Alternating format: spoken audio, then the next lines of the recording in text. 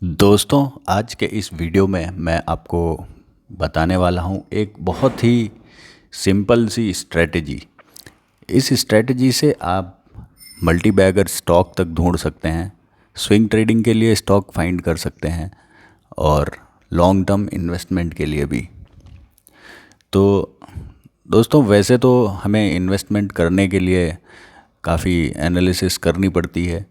Sector को देखना, stocks को देखना, उसकी परफॉर्मेंस को देखना, तो बहुत सारी चीज़ें होती हैं। लेकिन ये जो मैं आपको स्ट्रेटजी बता रहा हूँ, ये आपके लिए एक फ़र्स्ट स्टेप साबित हो सकता है कि जिसमें आप एक मल्टी बैगर स्टॉक ढूंढ पाएँ। हो सकता है कि ये स्टॉक आगे चल के आपका बहुत अच्छा निकल जाए, या फिर आप इसको स्विंग ट्रेडिंग के लिए भी यूज़ कर सकते हैं इस मेथड को। तो ये कोई मेरा बाय या सेल रिकमेंडेशन नहीं है, तो प्लीज़ अपनी एनालिसिस ज़रूर करें। मैं बस आपको एजुकेशनल पर्पस से ये एक अपना प्रोसीजर बता रहा हूँ जो मैं खुद यूज़ करता हूँ स्टॉक्स फाइंड करने के लिए। और स्टॉक्स में क्या देखते हैं कि वो स्टॉक हमें लग सकता है कि हाँ, ये आगे भी अच्छा रिटर्न दे सकता है। तो ऐसी क्या चीज़ें हैं जो हमें देखनी चाहिए, तो वो मैं अब आपके साथ शेयर करूँगा। तो दोस्तों, करना क्या है कि हमें सबसे पहले अपने गूगल प्रोफाइल में जाना है और वहाँ पे 52 वीक हाई NSE करके सर्च करना है। तो आपको सबसे पहले जो NSE की वेबसाइट मिलेगी उस पर क्लिक कीजिए। तो उसमें होगा ये कि जो करंट डे के 52 वीक हाई स्टॉक्स हैं वो आप यहाँ देख सकते हैं। तो आप इनको यहाँ से परसेंटेज चेंज देख सकते हैं कि सबसे ज़्यादा चेंज कहाँ कब हुए हैं, उसके अकॉर्डिंग करना है, या फिर जो सबसे ज़्यादा गिरे हैं उसके अकॉर्डिंग आपको सॉर्ट करना है। तो मैं इसको हाई से सॉर्ट कर लेता हूँ। तो जैसा कि आज आप देख सकते हैं कि RSWM ये स्टॉक है जो 14-15% करीब भागा है। GTEC जैन एक्स स्टॉक है, ये 10% भागा है। तो इस तरीके से एक लिस्ट आपके पास आ जाएगी। अब इस लिस्ट में काफ़ी सारे स्टॉक्स हैं, तो इसमें जो आपको ध्यान देने वाली बात है वो है कि आपको ये जो सीरीज़ लिखा हुआ है, सीरीज़ में जहाँ EQ मतलब जो इक्विटी का सिंबल है, जिसमें आपको सिर्फ उन्हीं स्टॉक्स को सेलेक्ट करना है। जैसे कि आप फोर्थ में अनोदिता नाम का स्टॉक है, उसके आगे SM लिखा है। तो इन स्टॉक्स को आपको नहीं देखना है क्योंकि ये थोड़े रिस्की होते हैं, तो हो सकता है इसमें आपके पैसे फंस जाएं। तो इन स्टॉक्स में अब आपको कैसे पता लगाना है कि कौन सा स्टॉक जो है अच्छा है, कौन सा ख़राब है। तो सबसे पहले जो चीज़ मैं फॉलो करता हूँ वो ये है कि इनमें से आप सारे स्टॉक्स देखिए, जो नाम आपको जाने पहचाने लगें उन नाम में से आप स्टॉक सेलेक्ट कीजिए। जैसे टिप्स म्यूज़िक है, क्यूपिड है, तो क्यूपिड को देखते हैं। तो उसके लिए फिर आपको अपनी ब्रोकर की ऐप पे आना है और उस स्टॉक को सर्च करना है। तो जैसे मैंने क्यूपिड को ऐड कर लिया। अब आपको क्या करना है, आप स्टॉक पे क्लिक करेंगे तो नीचे की तरफ आप जाएंगे और यहाँ पे आपको मिलेगा फंडामेंटल्स। इन फंडामेंटल्स पे आप क्लिक करिए। तो यहाँ पे आपको काफ़ी सारी डिटेल्स दिखती हैं कि जैसे 5 साल में इस स्टॉक ने कितने रिटर्न दिए हैं। 5600 के रिटर्न्स 5 साल में दिए हैं। 3 साल में 5300% के रिटर्न है। 1 साल में 500 का रिटर्न, 1 महीने में 1% चला है, और YTD 26%। मतलब आज ही के दिन अगर आपने पिछले साल इस स्टॉक को लिया होता तो 26% का रिटर्न आपको इसमें मिल गया होता। तो ये तो एक इसकी पास्ट परफॉर्मेंस आप देख सकते हैं किसी भी स्टॉक की इस तरीके से कि पिछले 5 सालों में स्टॉक्स ने कैसा परफॉर्म किया है। तो अगर आप देखेंगे कि ये ग्रोथ फेज़ में है कि मतलब 3 साल में 3500%, 5 साल में 5600%, 1 साल में 500%, तो मतलब इसके रिटर्न्स ग्रोइंग हैं। तो ये हमारे लिए एक रेड ग्रीन लाइट है। अब आपको रेवेन्यू पे आना है।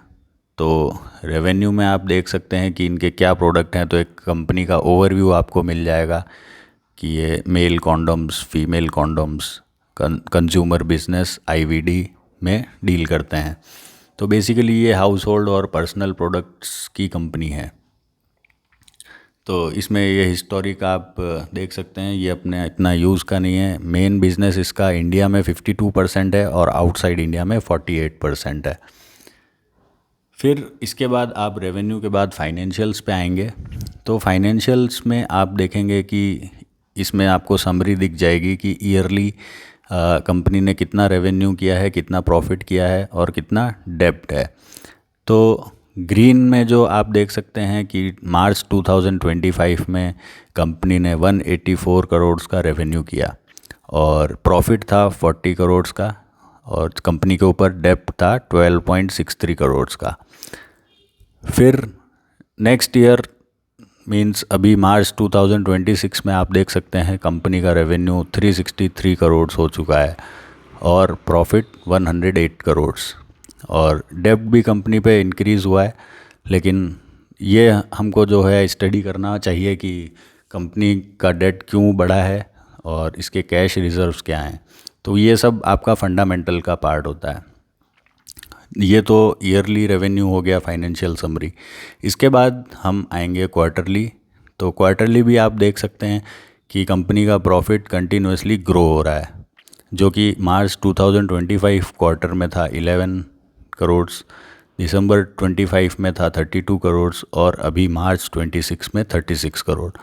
तो ये भी हमारे लिए ग्रीन सिग्नल है कि कंपनी का रेवेन्यू और प्रॉफिट कंटिन्यूसली ग्रो हो रहा है। फिर इसके बाद आप रिज़ल्ट्स के पास शेयर होल्डिंग पैटर्न भी देख सकते हैं। तो प्रमोटर की होल्डिंग आप देख सकते हैं दिसंबर 25 में 45% थी, जो कि मार्च 26 में बढ़ के 46% हो गई। तो प्रमोटर्स ने अगर अपना होल्डिंग बढ़ाया है तो इसके पीछे कुछ ज़रूर रीज़न होगा। कंपनी को कॉन्फिडेंस है अपनी कंपनी पे, इसलिए कंपनी ने अपने होल्डिंग्स बढ़ाई हैं। लेकिन यहाँ देखने वाली बात यह है कि कंपनी ने शेयर्स प्लेज भी किए हैं। तो ये हमारे स्टडी का पार्ट होता है कि कंपनी ने शेयर्स प्लेज क्यों किए हैं, अपने डेट को कम करने के लिए या किसी और रीज़न की वजह से। और प्लेज बढ़ा भी है, पिछले ईयर के मुकाबले इस बार 24% हो चुका है। तो ये चीज़ आपको स्टडी करनी चाहिए अब कोई भी इन्वेस्टमेंट करने से पहले। FIIs का डेटा देखिए। तो FIIs 2025 दिसंबर में आपके 1.48% होल्डिंग थी FIIs की, जो कि कम हो के 1.01% हो चुकी है। और DIIs की भी बहुत कम होल्डिंग थी, जो कि अभी और कम हो चुकी है। तो ये फैक्टर थोड़ा देखने वाला है, क्योंकि बाकी की जो रिटेल इन्वेस्टर्स का भी जो झुकाव है थोड़ा कम हो चुका है, 17% से 13% हुआ है। तो ये चीज़ें आपको इसमें देखनी चाहिए ज़रूर कि क्या रीज़न है कि इस वजह से होल्डिंग कम हुई है। फिर आप पीयर्स में आएंगे तो इसमें आप देख सकते हैं कि सेम सेगमेंट में काम करने वाली और भी कौन सी कंपनीज़ हैं। तो जब आप स्टॉक्स ढूंढ रहे होते हैं, तो जैसे आपने क्यूपिड को ढूंढा, इसका सारा एनालिसिस किया, तो इसमें जो ग्रीन लाइट हैं, जो ग्रीन सिग्नल्स हैं वो आपने देख लिए, जो रेड फ्लैग्स हैं वो भी आपने देख लिए कि FIIs DIIs ने होल्डिंग कम की है। तो इसी तरीके से फिर आप इस सेक्टर के कॉम्पिटिटर जो दूसरी कंपनी है जैसे JSLL, ये कंपनी मैंने खुद ने भी इसमें इन्वेस्टमेंट किया हुआ है, तो आप फिर इसको स्टडी कर सकते हैं। तो इस तरीके से आप थोड़ा वर्क करेंगे तो आपको एक अच्छा स्टॉक मिल जाएगा। तो इवेंट्स में भी आप देख सकते हैं कॉरपोरेट एक्शन क्या क्या कंपनी ने किए हैं। कंपनी ने बोनस शेयर दिए हैं अभी रिसेंटली मार्च में ही, और इससे पहले भी अप्रैल में भी 2024 में कंपनी ने बोनस शेयर्स दिए हैं, स्प्लिट भी दिया है। तो इस मामले में कंपनी ने अच्छा है कि बोनस और स्प्लिट, ये सारी जो चीज़ें हैं ये कंपनी करती रहती है। तो इसी वजह से 5 साल में कंपनी ने रिटर्न भी बहुत अच्छे दिए हैं। अब आते हैं कंपनी के फंडामेंटल्स। आपने एक ओवरव्यू आपने देख लिया। फिर उसके बाद आप चार्ट पे भी देख सकते हैं। चार्ट में आप सबसे पहले मंथली चार्ट पे जाइए ताकि आपको एक ब्रॉड व्यू पता पड़े। तो अब आप देखिए ये रॉकेट की तरह भागा है स्टॉक जब से लिस्ट हुआ है, उसके बाद से ये अच्छे से बढ़ ही रहा है। पहले थोड़ा कंसोलिडेशन था, फिर उसके बाद बढ़ता गया है और अभी भी अच्छा बढ़ रहा है। तो इस वीक में जैसे इसने ये ब्रेकआउट दिया है, आज फ्राइडे है और आज वीक क्लोज़ हो जाएगा, तो आज इसने ये प्रीवियस 3-4 मतलब महीने भर का ब्रेकआउट इसने अभी दिया है। तो हो सकता है ये थोड़ा अच्छा मोमेंटम इसको दे सकता है। तो स्विंग ट्रेडिंग के लिए मैं इस टाइप के स्टॉक्स पिक कर लेता हूँ कि जो 52 वीक हाई पे हैं और उन्होंने अपना पिछला कोई हाई जो है ब्रेक किया हो, तो उसको हम कुछ अपना परसेंटेज के हिसाब से उसको स्विंग ट्रेडिंग के लिए यूज़ कर सकते हैं। तो ये मैंने आपको एक स्टॉक देख के बताया। अब आप इसी तरीके से और भी स्टॉक्स देख सकते हैं कि कौन सा स्टॉक अच्छा है, कौन सा आपके लिए बुरा है, कौन सा सेक्टर से बिलोंग करता है। तो उस तरीके से अब इसमें एक चीज़ और है कि जैसे आपने 52 वीक हाई देखा, तो इसमें आप मैक्सिमम जो स्टॉक जिस सेक्टर से आपको मिलेंगे तो आपको एक आइडिया लग जाएगा कि ये सेक्टर जो है अभी मूवमेंट में है। जैसे अगर आप फार्मा वाले स्टॉक्स देखते हैं ज़्यादा, तो आपको एक आइडिया लग जाएगा कि फार्मा के स्टॉक्स में मूवमेंट है, तो हो सकता है कि फार्मा के स्टॉक्स अभी अच्छे चलेंगे।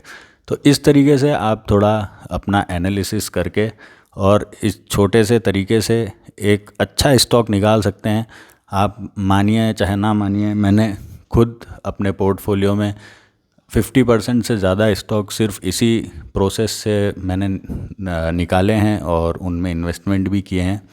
तो ये वीडियो सिर्फ एक एजुकेशनल पर्पस के लिए है। इसको ऐसा ना समझे कि मैंने आपको क्यूपिड ख़रीदने के लिए बोला है। ये मैंने सिर्फ और सिर्फ एजुकेशनल पर्पस से आपको बताने के लिए एज ए एग्ज़ाम्पल मैंने आपको बताया है। इस तरीके से आप ये और भी स्टॉक्स हैं, इन पे एक एक स्टॉक आप सर्च कीजिए, जो भी कंपनियाँ के नाम आपको अच्छे लगते हैं या आपने सुने हुए हैं कि हाँ ये अच्छी कंपनी है, तो उनको आप स्टडी कीजिए और फिर उनको अपनी वॉच लिस्ट में रखिए, उनको गो थ्रू करिए, उनको देखिए उनका किस तरीके से मूवमेंट होता है। और जब आपको लगे कि हाँ ये स्ट्रेटजी काम तो करती है, तो फिर आप अपना इन्वेस्टमेंट उसमें कर सकते हैं। तो ये एक छोटी सी प्रोसेस थी जो मैं आपके साथ शेयर करना चाहता था।